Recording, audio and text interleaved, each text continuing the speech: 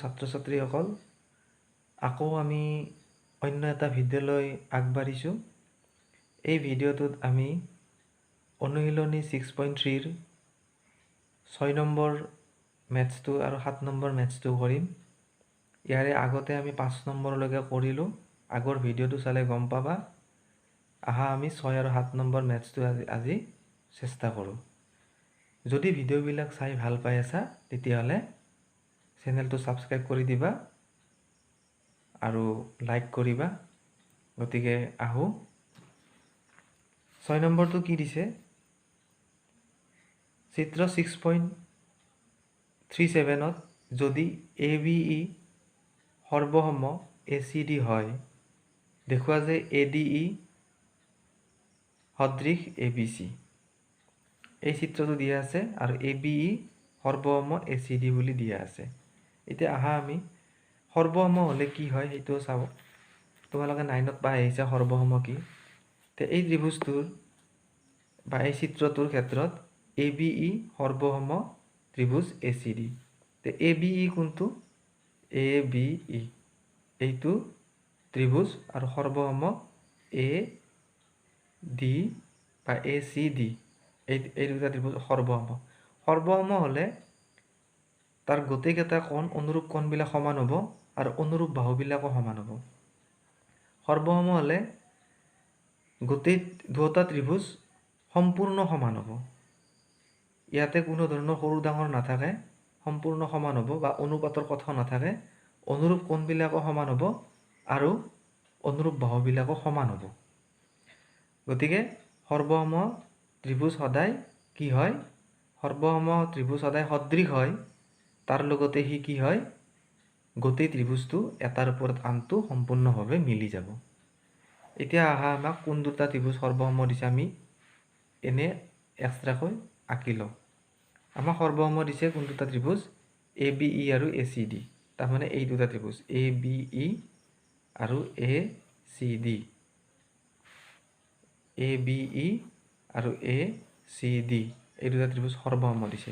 আৰু ইয়াৰে চিত্ৰটোৰ ক্ষেত্ৰত এই দুটাই আমি আঁকি লৈছোঁ ABE আৰু ACD। এই চিত্ৰটোৰ ক্ষেত্ৰত আমি এই দুটা ত্ৰিভুজ সৰ্বসম পাইছোঁ। এতিয়া সৰ্বসম হ'লে আমাৰ কি হ'ব? AB সমান AC। তাৰমানে AB সমান AC। যিহেতু অনুৰূপ বাহুবিলাক সমান, এইটোৰ ক্ষেত্ৰতো চোৱা AB সমান AC। ত্ৰিভুজ দুটা বেলেগ বেলেগকৈ লৈ লৈছোঁ। আকৌ AE সমান AD। AE সমান AD। AE সমান AD হ'ল ত্ৰিভুজ দুটাৰ এইটো বাহু সমান এইটো বাহু, এইটো বাহু সমান এইটো বাহু। আকৌ BE সমান DCও হ'ব, কিন্তু BE সমান DC আমাৰ প্ৰয়োজন নাই, কাৰণ প্ৰমাণৰ ক্ষেত্ৰত এইটো আমাক নালাগে। কিয় নালাগে মই পিছত কৈ আছোঁ। এতিয়া আমাৰ AE সমান AD লিখিছোঁ আৰু AE সমান AD লিখি পেলাই আমি ওলোটাই দিছোঁ AD সমান AE কৰি দিছোঁ। এইটো কিয় কৰিছোঁ আমি পিছত কৈ আছোঁ। AD সমান AE কৰাৰ পিছত আমি কি পাম? 1ক যদি 2ৰে হৰণ কৰোঁ, এইটো 1 দিছোঁ আৰু এইটো 2 দিছোঁ। 1ক যদি 2ৰে হৰণ কৰোঁ আমি কিমান পাম? AB বাই AD। AB বাই AD সমান, মাজত সমান চিনটো আছে, আৰু AC বাই AE। AC বাই AE। AB বাই AD সমান AC বাই AE। 1ক যদি 2ৰে আমি হৰণ কৰোঁ। এতিয়া চাবা এইখিনি আমি কিয় কৰিছোঁ আমি পিছত কৈ আছোঁ। এতিয়া ত্ৰিভুজ ABC আৰু ADE আমি কি দেখাব লাগে? ABC আৰু ADE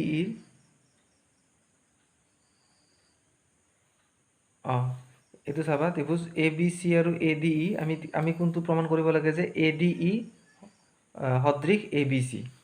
তাৰমানে ADE আৰু ABC যে সদৃশ, ইয়াতে চাবা ADE আৰু ABC সদৃশ আমি দেখাব লাগে, ADE আৰু ABC। গতিকে আমি ত্ৰিভুজ দুটা লৈছোঁ ABC আৰু ADE লৈ লৈছোঁ। ABC ত্ৰিভুজ আৰু ADE ত্ৰিভুজ দুটাৰ কি কি সমান পালোঁ। এতিয়া ইয়াতে যদি আমি ত্ৰিভুজ দুটা চাওঁ, ABC এইটো এটা ত্ৰিভুজ আৰু ADE এইটো এটা ত্ৰিভুজ। এইটো চাবা ইয়াতে ADE এইটো ত্ৰিভুজ আৰু ABC এইটো ত্ৰিভুজ। এই ত্ৰিভুজ দুটা আমি সদৃশ দেখাব লাগে। এতিয়া চাবা এতিয়া আমি পালোঁ যে BAC আৰু DAE সমান, কিহৰ কাৰণে? সাধাৰণ কোণ। BAC আৰু DAE সমান সাধাৰণ কোণ। এইটো ক্ষেত্ৰত আমি এক্সট্ৰাকৈ ত্ৰিভুজ দুটা আঁকি লৈছোঁ, কিন্তু এই চিত্ৰটোতে আছে। DAE আৰু BAC সমান, কাৰণ এইটো সাধাৰণ কোণ, দুটা কোণতে আছে। আকৌ AB বাই AD সমান AC বাই AE। আমি অলপ আগতে পাইছিলোঁ যে AB বাই AD সমান AC বাই AE। এই দুটা সমান, কিহৰ কাৰণে? আমি এইখিনি ওলোৱাৰ পিছত আমি গম পাইছিলোঁ, সৰ্বসম যিহেতু আছিল, গতিকে AB বাই AD AC বাই AE। এতিয়া এই ত্ৰিভুজ দুটাৰ ক্ষেত্ৰত চাই লওঁ। তাৰমানে AB বাই AD চাবা, AB বাই AD সমান AC বাই AE সমান। এতিয়া চাবা, এই দুটা ত্ৰিভুজৰ দুটা কোণ পালোঁ, A কোণ আৰু A কোণ একে পালোঁ, সমান পালোঁ। আকৌ AB বাই AD পালোঁ, AC বাই AE পালোঁ। গতিকে এই ত্ৰিভুজ দুটা সদৃশ। আমি কি ক'ব পাৰোঁ? বাহু কোণ বাহু স্বীকাৰ্য মতে ABC সদৃশ ADE। ABC সদৃশ ADE। তাৰমানে ABC সদৃশ ADE। ABC সদৃশ ADE। এতিয়া ABC সদৃশ ADE, আমি ইয়াতে দিয়া আছে ADE সদৃশ ABC। তথাপি আমি প্ৰমাণৰ ক্ষেত্ৰত যদি আমি ABCটো আগতে লিখোঁ, তথাপি একো অসুবিধা নাই। ABC সদৃশ ADE। গতিকে এইটো হ'ল। আৰু এইটো ক্ষেত্ৰত যে আমি যে লৈছিলোঁ, ওলোটাই যে লৈছিলোঁ, ওলোটাই লোৱাৰ কাৰণটো এইটোৱে আছিল যে AB বাই AD আৰু AC বাই AE যাতে সমান দেখাব পাৰোঁ, সেইটোৰ কাৰণে লৈছিলোঁ। ইয়াৰে ক্ষেত্ৰত AB বাই AD আৰু AC বাই AE যাতে সমান দেখাব পাৰোঁ, সেইটোৰ ক্ষেত্ৰত আমি কি কৰিছিলোঁ? ওলোটাই লৈছিলোঁ। এতিয়া তোমালোকে প্ৰথমৰ পৰা চাবা, এইটো 6 নম্বৰটো তোমালোকে পাতি ল'বা। এইখিনি তোমালোকে বুজাৰ কাৰণে দিছোঁ, তোমালোকে এক্সট্ৰাকৈ পাতি ল'ব পাৰা, কিন্তু এইখিনি হেৰিৰ পাৰ্ট নহয়, কুৱেশ্যনটোৰ সমাধানৰ পাৰ্ট নহয়। তোমালোকে যদি এক্সট্ৰাকৈ ক'ৰবাত পাতিও লোৱা, তেতিয়াহ'লে এইখিনি কাটি দিবা। সুবিধাৰ কাৰণে যদি লৈও লোৱা অংকন কৰি পেলাই, তেতিয়াহ'লে এইখিনি কাটি দিবা। কাৰণ এইখিনি আঁকি ল'লে বুজাত সুবিধা হয়, নিজৰ কৰাটো সুবিধা হয়।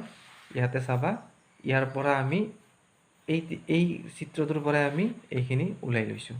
এতিয়া আহা আমি 7 নম্বৰটোলৈকে যাওঁ। 7 নম্বৰটো হ'ল এইটো চিত্ৰ 6.38। এই ত্ৰিভুজটোত এইটো চিত্ৰত দিয়া আছে ABCৰ AD আৰু C উন্নতি দুডালে P বিন্দুত ছেদ কৰিছে। তাৰমানে এইডাল উন্নতি, C উন্নতি আৰু AD উন্নতি, এই দুডাল উন্নতিয়ে ক'ত ছেদ কৰিছে? P বিন্দুত ছেদ কৰিছে। এতিয়া আমি দেখাব লাগে যে এই সদৃশবিলাক দেখাব লাগে। AEP সদৃশ CDP। এতিয়া এইবিলাক চিত্ৰটো চালেই গম পাবা আমি কোন দুটা ত্ৰিভুজ দেখাব লাগে। AEP সদৃশ CDP এইটো সদৃশ দেখাব লাগে। এতিয়া চাবা, প্ৰথম কথা হ'ল কি, AEP ত্ৰিভুজটোৰ ই কোণ সমান আৰু PDC বা CDP ত্ৰিভুজটোৰ D কোণ এই দুটা সমান, কাৰণ এইটো কোণ আৰু এইটো কোণ সমান। আকৌ P কোণটো এইটো P কোণৰ সমান, কাৰণ বিপৰীত কোণ। গতিকে এই দুটা ত্ৰিভুজৰ দুটা কোণ সমান পালোঁ। দুটা কোণ কি কি পালোঁ? E কোণ সমান D কোণ আৰু P কোণ সমান P কোণ। তেতিয়াহ'লে কি হ'ব? A কোণ সমান C কোণ হ'ব। কাৰণ আমি কোণ স্বীকাৰ্য মতে দুটা কোণ সমান হ'লে আমি কি পাম? সদৃশ পাম। যদি এইটো AEP সমান CDP পালোঁ, আকৌ APE সমান CPD পালোঁ। গতিকে দুটা কোণ সমান পালোঁ। গতিকে ইয়াৰে আগৰ কৈছিলোঁ কোন কোন স্বীকাৰ্য, গতিকে কোন কোন স্বীকাৰ্যৰ মতে এইটো সদৃশ এইটো হ'ব। কিন্তু তোমালোকে লিখিলে কেনেকৈ লিখিব লাগিব, কাৰণ লিখিলে কেনেকৈ লিখিব লাগিব, প্ৰথম কথা হ'ল কি তোমালোকৰ কোনটো কোণ কাৰ সমান, কোনটো কোণ কাৰ সমান, AEP সমান CDP, আকৌ APE সমান CPD। গতিকে এই দুটা যদি সমান হৈ যায় আমি 3 নম্বৰ কোণটো এনে সমান পাম। সেইকাৰণে এইটো কোন কোণ স্বীকাৰ্য। তিনিটা কোণ আমাক নালাগে, তথাপি আমি তিনিটা কোণ লিখিছোঁ, যিহেতু দুটা কোণ সমান হ'লে 3 নম্বৰ কোণটো এনেও সমান হ'ব। আৰু এইটো কোন কোণ স্বীকাৰ্য আমি লিখিম, এইটো হ'ব কোন কোণ স্বীকাৰ্য। দুটা কোণ আমি সমান পাইছোঁ, কোন কোণ স্বীকাৰ্য আমি লিখিম। এতিয়া 3 নম্বৰ কোণটো কোনটো সমান হ'ব, PAE সমান PCD। গতিকে সদৃশ কি পাবা তোমালোকে, এতিয়া AEP বুলি কৈছে নহয় সদৃশ, AEP এৰ সমান কোনটো, এৰ সমান হ'ল C। গতিকে আমি এৰ সমান লিখিম C। গতিকে প্ৰথমতে C লিখিলোঁ। AE কোণটো কোনটো, এইটো কোণ E। এটা চাবা AEP সদৃশ আমি C লিখিলোঁ, A কোণৰ সমান C, A কোণৰ সমান C। গতিকে এৰ সমান C লিখিলোঁ। আকৌ E আছে ইয়াতে, গতিকে ইৰ সমান কি হ'ব, AEP সমান CDP, তাৰমানে ইৰ সমান D, গতিকে Dটো মাজত আহিল। আকৌ P আছে, এইটো P কোণ, APE সমান CPD, তাৰমানে Pটো পিছত আহিল। গতিকে তোমালোকে কি পালা, AEP সদৃশ CDP, AEP সদৃশ CDP। এইটো তোমালোকে কৰিবা।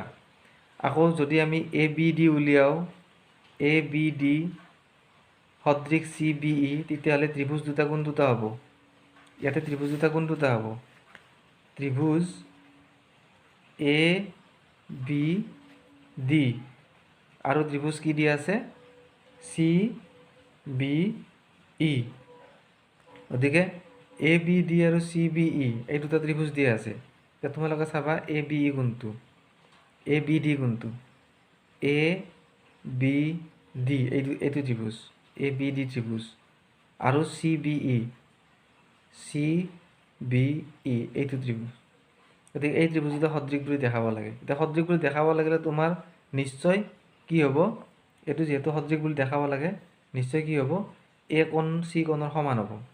কিন্তু A কোণ C কোণৰ সমান বুলি আমি আগতে নকওঁ, কিয় নকওঁ আমি এইটো গম নাপাওঁ। আমি B কোণটো চাম, B কোণটো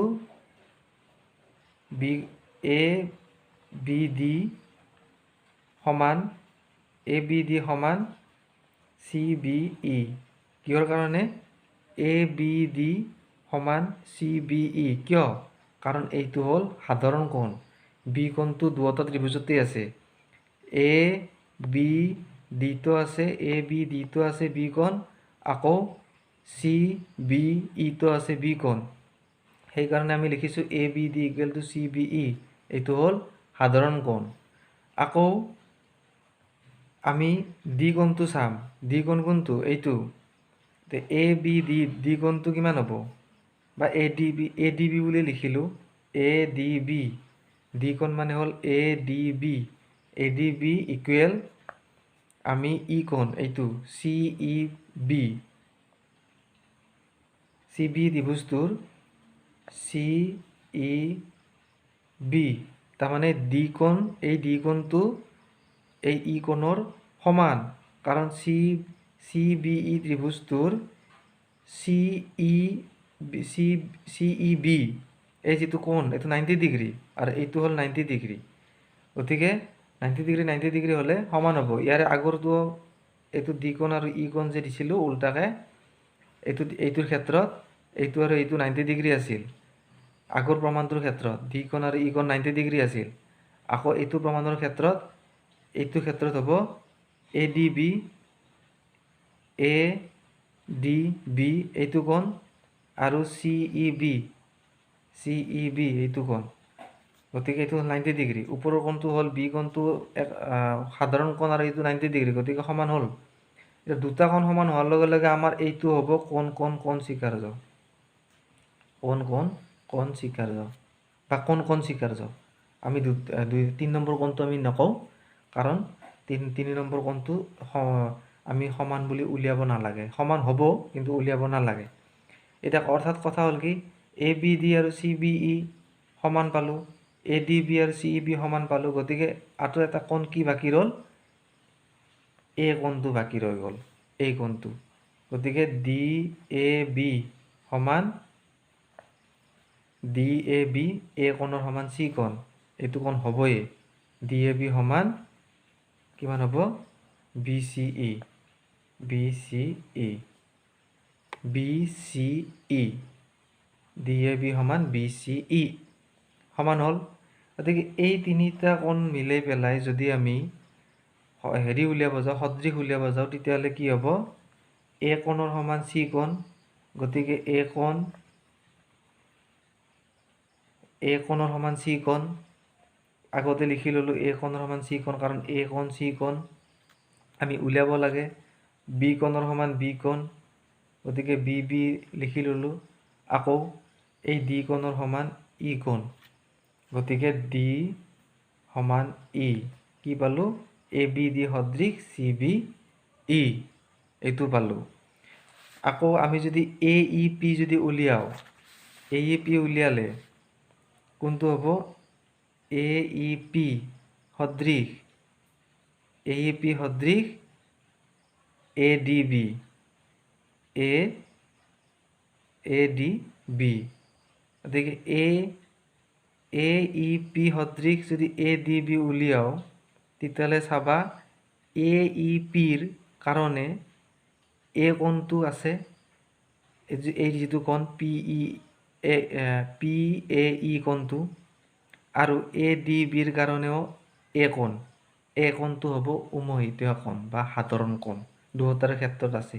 এ ডি বি ত্ৰিভুজটোতো এ কোণটো আছে, ডি এ বি কোণটো তাৰমানে, আৰু এ ই পি ত্ৰিভুজটোতো এ কোণটো আছে। গতিকে এ কোণটো উমৈহতীয়া কোণ তোমালোকে পাবা। আকৌ এই যিটো ই কোণ, এই ই কোণটো 90 ডিগ্ৰী, কাৰণ এ ই পি ত্ৰিভুজটোৰ ই কোণ 90 ডিগ্ৰী, এ ই পি কোণটো 90 ডিগ্ৰী। তেনেকৈ এ ডি বি ত্ৰিভুজটোৰো ডি কোণটো 90 ডিগ্ৰী। গতিকে আমি এ কোণটো উমৈহতীয়া কোণ পালোঁ, ই কোণ সমান ডি কোণ পালোঁ। গতিকে আমি পাই গ'লোঁ এ কোণ এ উমৈহতীয়া কোণ। গতিকে এ কোণ, এ ই পিৰ এ কোণ আৰু এ ডি বিৰ এ কোণ সাধাৰণ কোণ, আৰু ই কোণ 90 ডিগ্ৰী, ডি কোণ 90 ডিগ্ৰী। গতিকে ই সমান ডি পামেই আমি। ই সমান ডি বুলি ডাইৰেক্ট নিলিখোঁ, আমি এ ই পি সমান এ ডি বি বুলি লিখিম। আৰু দুটা কোণ সমান পোৱাৰ পিছত কোণ স্বীকাৰ্য মতে, এংগল স্বীকাৰ্য, কোণ স্বীকাৰ্য মতে কি হ'ব? বাকীটো কোনো সমান হ'ব আৰু ত্ৰিভুজ দুটা সদৃশ হ'ব। এতিয়া বাকী কোনটো কোণ ৰ'ল? কোণ স্বীকাৰ্য মতে বাকী কোণ এটা সমান হ'ব আৰু ত্ৰিভুজ দুটা সদৃশ হ'ব। এতিয়া বাকী কোনটো কোণ ৰ'ল? এই পি কোণটো ৰ'ল আৰু কোনটো কোণ ৰ'ল? পি কোণটো ৰ'ল আৰু বি কোণটো ৰ'ল। তাৰমানে পি কোণ সমান বি কোণ হ'ব। পি বুলি ডাইৰেক্ট নিলিখোঁ আমি, এ পি ই সমান এ বি ডি হ'ব। গতিকে কোণ স্বীকাৰ্য মতে এই কোণটো সমান এই কোণটো হ'ল, আৰু এই ত্ৰিভুজ দুটা যিটো আমি কৰিলোঁ এ ই পি আৰু এ ডি বি ত্ৰিভুজ দুটা সদৃশ হ'ল। এতিয়া এইটো তোমালোকে নিজে চেষ্টা কৰিবা, 4 নম্বৰটো, আৰু এই 7 নম্বৰটো তোমালোকে কৰি পেলাই মোক দেখাবা। ধন্যবাদ। আজিলৈকে আহোঁ। নেক্সট 8 নম্বৰ যিটো আছে, নেক্সট ভিডিঅ'ৰ পৰা আমি আৰম্ভ কৰিম। এতিয়ালৈকে আহোঁ।